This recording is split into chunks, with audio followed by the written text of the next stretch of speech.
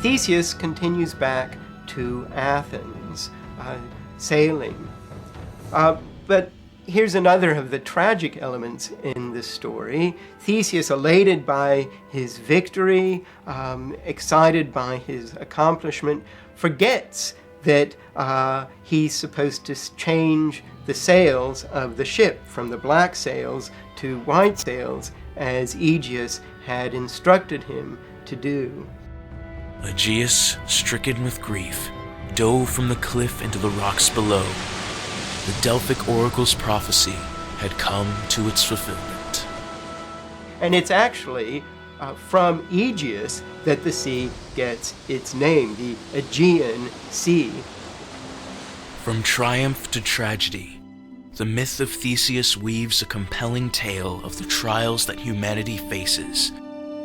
What, if anything, can scholars glean from this myth about the history and the worldview of the Greeks? For many centuries, this story was regarded as nothing more than a story, that is, as simply a myth that had no connection with the real history of ancient Greece. But then starting in the late 19th century, with the development of modern archaeology and archaeological exploration in many parts of the Mediterranean and Near Eastern worlds, the picture changed dramatically.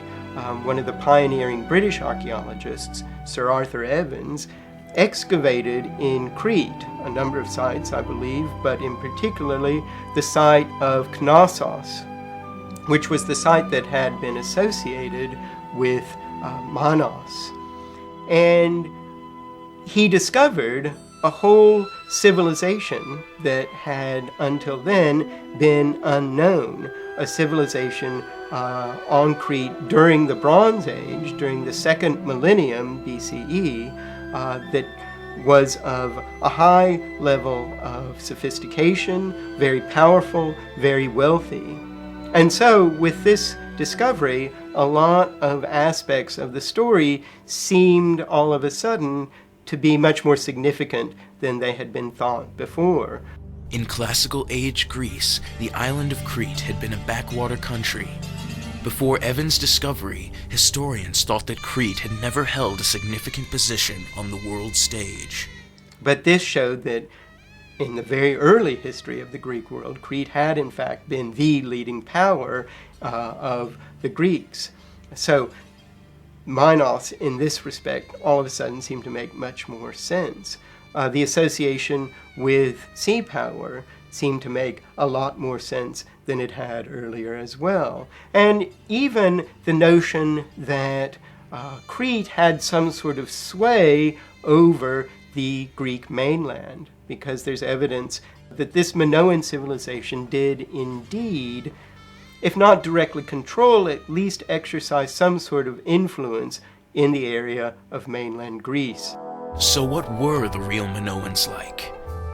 In the decades following Evans' discoveries, archaeologists realized that this culture was unlike any that they had seen. There were a couple of points of particular intersection with the myth that interested a lot of people. First, Evans' excavation of the great palace at Knossos revealed a fascination with bulls. The most striking example of this are frescoes, wall paintings, that show young men in some kind of sport performance involving bulls. They seem to be leaping, vaulting over the backs of bulls. Evans also found the walls of the palace lined with bull motifs, which he called horns of consecration. Could this be how the story of the Minotaur began? Another point of interest is that Evans' excavation of this palace revealed it to be a large, complex, and sometimes convoluted structure. In a word, you might say labyrinthine. And so, again, there's some speculation whether some memory, some story about this large, confusing palace could have led to the idea of an actual labyrinth. Even the etymology of the word labyrinth is shrouded in mystery.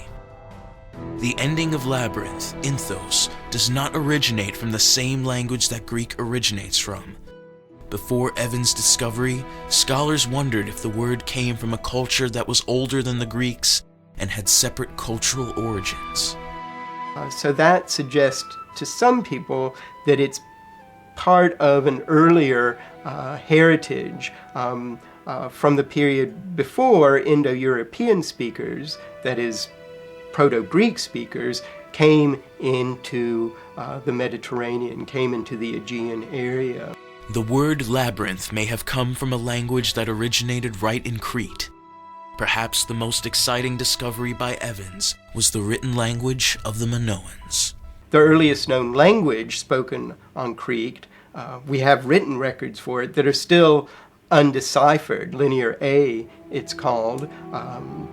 We have tablets with this script, with this language, but it's never been deciphered. It's clearly not Indo-European. To this day, scholars are still trying to solve the mystery of Linear A. The possibilities are exciting. They know that a translation of Linear A could reveal a wealth of information about the Minoan culture and perhaps tell us more about the people and the customs that inspired the myth of the labyrinth and the Minotaur.